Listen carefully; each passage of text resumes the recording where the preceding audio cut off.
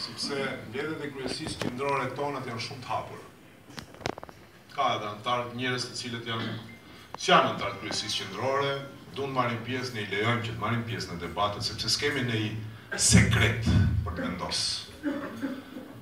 Puna jonë është shumë transparente dhe gjithëve që u intereson mund të vinë dhe mund të ndjekin ndonjë mbledhje të caktuar. Mendoj që është shumë demokratike dhe shumë mirë për aktivistët dhe për antarët që duhen të vinë atje.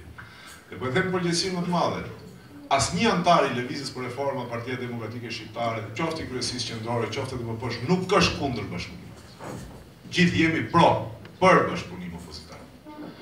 Dhe këto kanë qenë edhe deklaratat e mia në vazhdimsi, që ne jemi pro bashkëpunimit opozitar. Dhe tani as shpesh e kemi përsërit këtë gjë, saqë sa na drejtohet pyetje, përveç se t'ju themi po, nuk dim se çfarë themi tjetër.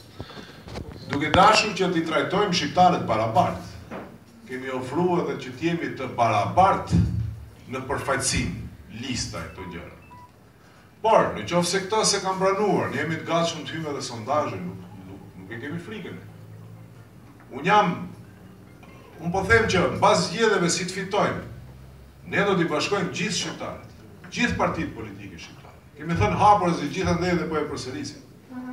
Në qoftë se I fitojmë zgjedhjet me një vot, sa po dalin rezultatet, nuk do të dalin të festojmë, por do të ketë thirrje për gjithë liderët e partive politike shqiptare, që do të kenë mandate në parlament, deputet në parlament, në një tryezë të përbashkët bisedimesh, në mënyrë që ne bëjmë strategjinë politike kombëtare shqiptare këtu në Maqedoni.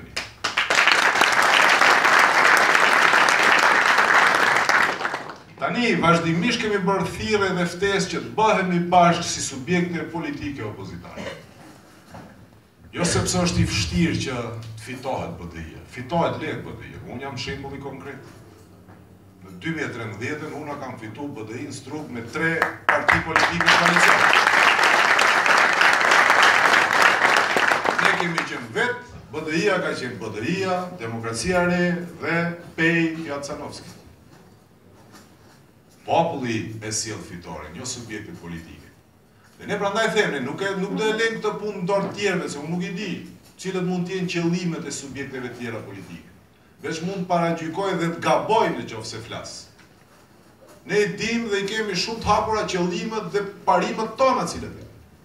Po të donim ndonjë rrugë si këto ekzistueset që janë, s'kishta nevojë zgjedhjen Sjela ta bëjë gjithë këtë punë, të nisim një reformë, mobilizojmë njerëz, se për rehati personale vetëm timen, rregullisht kryetar komune, funksioner, përsëri kryetar, përsëri deputet e gjitha.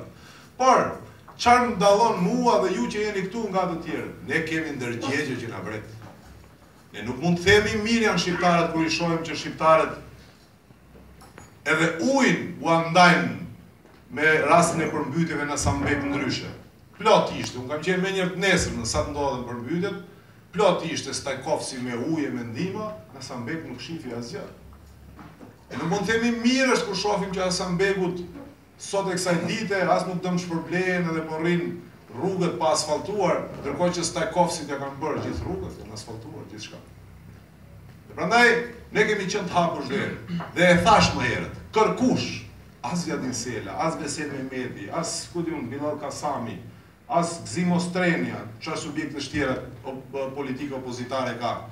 Kërkush nuk ka drejt, thot jo. Në qoftë se e kuptojnë rëndësinë e këtij momentumi politik. Unë nuk mund t'i them jo perspektivës të atij fëmijës, po shoh një fëmijë është I vogël e tillë 6-7 vjeçar. Kështu është, për politika për mua kjo është.